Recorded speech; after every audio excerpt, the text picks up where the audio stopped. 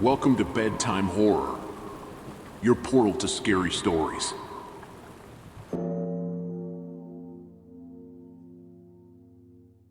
I was excited to meet Alex for our Tinder date. He seemed like a genuinely nice guy, and our conversations were always fun and engaging. We planned to meet at a cozy little Italian restaurant in the heart of the city. On the night of our date, I dressed up in a simple black dress and minimal makeup, trying to strike a balance between looking presentable and not overdoing it. I was running a bit late, so I hopped into a taxi and headed towards the restaurant. As I entered the restaurant, I immediately spotted Alex sitting at a quiet corner table. He was dressed in a nice pair of jeans and a well-fitting shirt, and he looked just as I had imagined him. I smiled and waved, and he greeted me with a warm smile of his own. We ordered our food and drinks, and we started chatting. Initially, our conversation flowed effortlessly, much like it had over text. We talked about our careers, our hobbies, and our dreams for the future. However, as the evening progressed, I noticed a shift in Alex's demeanor. He became more and more intense, his eyes darting around the restaurant as if he was expecting something. He also became more demanding, insisting that I order more food and drinks, even though I was already feeling full. My initial feeling of excitement quickly turned into one of unease. I tried to brush it off, attributing it to the fact that I was getting tired. But deep down, I knew something was off. As we were about to leave, Alex suggested that we go for a walk. I hesitated, but he insisted that it would be nice to get some fresh air. I agreed reluctantly, hoping that a change of scenery would help me relax. We walked down the quiet streets, but Alex's behavior only worsened.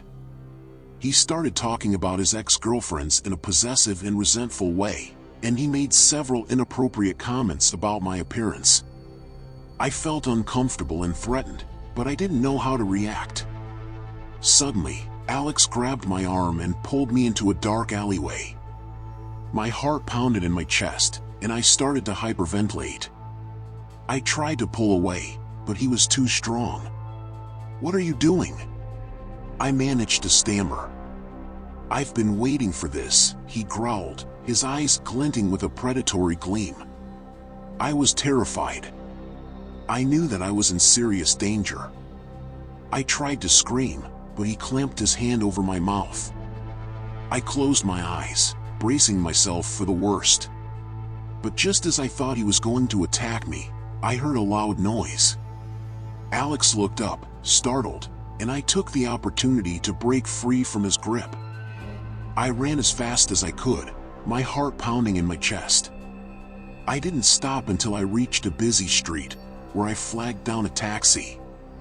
I collapsed into the back seat, shaking uncontrollably. The taxi driver looked at me with concern, asking if I was okay. I nodded, unable to speak. I spent the rest of the night at a friend's house, too shaken up to go home. I couldn't believe that someone I had met online, someone who had seemed so normal and charming, could turn out to be so dangerous. I learned a valuable lesson that night: never meet someone for the first time in a secluded place. Always tell someone where you're going and when you expect to be back. And if something feels off, trust your instincts and get out of there.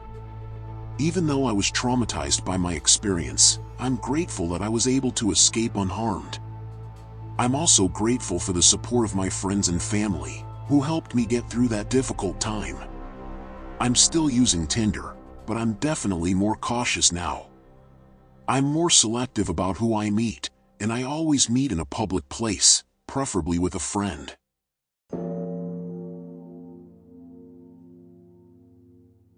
After months of dating apps and countless matches, I had finally matched with someone I felt a real connection with. Sarah was smart, funny, and beautiful, and our conversations flowed effortlessly. We decided to meet up at a bustling coffee shop in the city center. I arrived a few minutes early, and I was immediately struck by Sarah's appearance. She was even more stunning in person than in her pictures. We chatted amiably, and I was enjoying myself immensely. However, as the conversation continued, I began to notice a shift in Sarah's demeanor. She became increasingly hostile and accusatory, accusing me of being a liar and a manipulator. I was taken aback by her sudden change in personality, and I tried to reason with her, but she was relentless. "You're just trying to sleep with me," she hissed. Her eyes was flashing with anger. "You're a disgusting pig." I was shocked and hurt by her words. I had never met anyone as cruel and vindictive as Sarah. I tried to apologize, but she did not want to listen. "Don't bother, I'm not interested in anything you have to say." She stood up abruptly, knocking over her coffee in the process.